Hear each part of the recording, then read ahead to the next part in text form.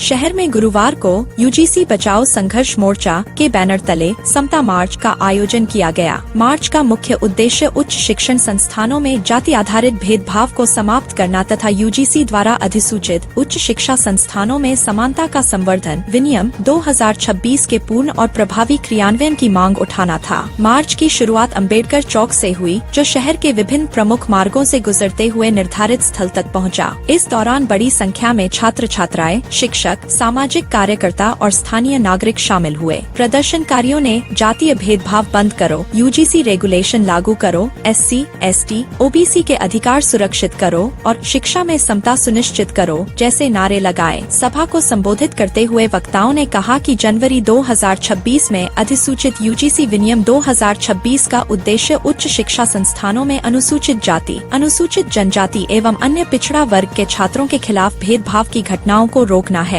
उन्होंने बताया कि इन नियमों में इक्विटी कमेटी या इक्वल अपॉर्चुनिटी सेल की स्थापना, शिकायतों के समयबद्ध निपटारे और संस्थागत जवाबदेही सुनिश्चित करने जैसे महत्वपूर्ण प्रावधान शामिल हैं। वक्ताओं का दावा था कि पिछले वर्षों में जाति आधारित भेदभाव के मामलों में वृद्धि दर्ज की गई है, जिसके मद्देनजर इन प्रावधानों को सख्ती से लागू करना जरूरी है। कार्यक्रम में दिल्ली यूनिवर्सिटी की छात्र कार्यकर्ता अंजलि ने कहा कि यह विनियम सामाजिक न्याय की दिशा में एक महत्वपूर्ण पहल है, जिसे जमीनी स्तर तक लागू किया जाना चाहिए। उन्होंने कहा कि देश भर में छात्र संगठन समानता और संवैधानिक अधिकारों की रक्षा के लिए संगठित हो रहे हैं। वहीं JNU के पूर्व छात्र संघ अध्यक्ष धनंजय ने उच्च शिक्षण संस्थानों में भेदभाव के मुद्दे को गंभीर बताते हुए प्रशासनिक जवाबदेही सुनिश्चित करने पर जोर दिया। उन्होंने कहा कि यूजीसी विनियम 2026 को प्रभावी रूप से लागू करना समय की मांग है। वरिष्ठ अधिवक्ता रामनाथ साहू ने संविधान के अनुच्छेद 15 और 17 का उल्लेख करते हुए कहा कि शिक्षा संस्थानों में समानता और गरिमा सुनिश्चित करना प्रत्येक संस्थान का संवैधानिक दायित्व है। अन्य वक्ताओं ने आरक्षण व्यवस्था, सामाजिक प्रतिनिधित्व और संस्थागत पारदर्शिता को मजबूत करने की आवश्यकता पर बल दिया। मार्च में विभिन्न सामाजिक संगठनों के प्रतिनिधि, अधिवक्ता और जन प्रतिनिधि भी उपस्थित रहे। अंत में आयोजकों ने मांग की कि सभी उच्च शिक्षा संस्थानों में यूजीसी विनियम 2026 को तत्काल लागू किया जाए, जाति आधारित भेदभाव के प्रति शून्य सहिष्णुता नीति अपनाई जाए तथा इक्विटी सेल और शिकायत निवारण तंत्र को सशक्त बनाया जाए। कार्यक्रम शांतिपूर्ण ढंग से संपन्न हुआ। आयोजकों ने स्पष्ट किया कि शैक्षणिक संस्थानों में वास्तविक समता स्थापित होने तक उनका अभियान निरंतर जारी रहेगा।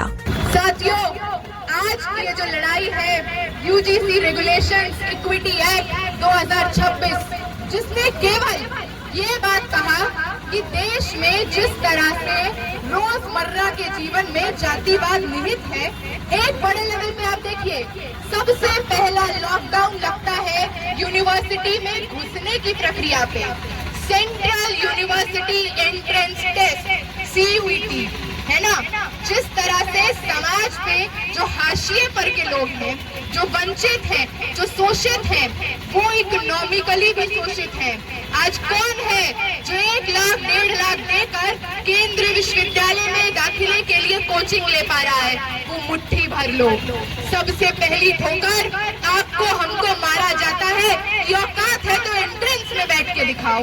एंट्रेंस में बैठ भी जाते हैं, साइबर कैफे में गांव में इकलौता व्यक्ति जो पड़ा हो उससे गुजारिश करके फॉर्म भी अगर भरवा लेते हैं और पहुंच जाते हैं किसी केंद्रीय विश्वविद्यालय में, तो आज भाजपा RSS की सरकार ने वहां पे भी इंतजाम किया हुआ है।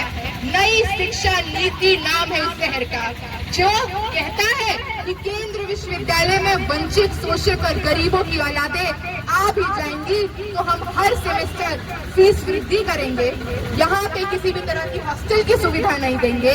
लगातार आप देखिए ऐसे प्रावधान लाए गए।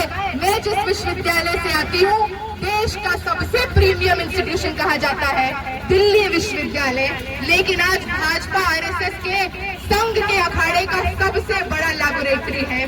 वहाँ पे टीचर के हाथ में 45% नंबर है।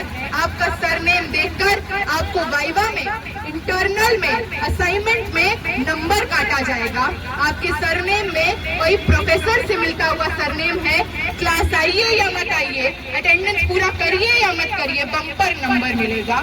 हम देखते हैं कि अगर गलती से गरीब पिछड़ों की औलादें हायर एजुकेशन तक पहुंच जाती है, बीए भी कर लेती है, एमए भी कर लेती है, नेट की परीक्षा में बैठती है और पीएचडी और जेआरएफ क्वालिफाई करती है, फिर वहां पे होता है वापस से एक हमला जिसका नाम है नॉट फाउंड सूटेबल।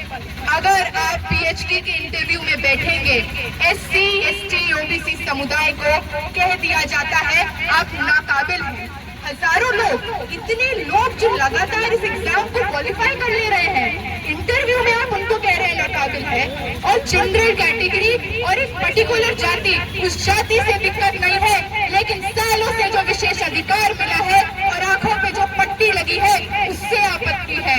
और इसीलिए कहेंगे कि उन लोगों की भी लड़ाई समता और बराबरी की लड़ाई नहीं हुई, उनकी औलादें भी जो आज पीएचडी एमए करके बैठी है, बेरोजगार होकर बैठी है, ऐसे ही रहेंगी। और उनको समझ आएगा कि इस सवाल पे भी हम ही लोग हैं जो पेपर लीक होता है तो लड़ते हैं, हम ही लोग हैं जब बहाली नहीं निकलता है तो लड़ते हैं, हम ही लोग हैं जो बार बार क्या इस राज्य में भी नीट पर तैयारी कर रही महिला का गैंगरेप होता है, मर्डर होता है तो सड़कों को आबाद करते हैं। तो ये मानना होगा कि ये बंटवारा हमने नहीं, समाज ने किया है, भाजपा आरएसएस ने किया है। और वाकई में बराबरी और संविधान में मानते हैं तो आज उस तरफ नहीं, इस भीड़ में शामिल होंगे।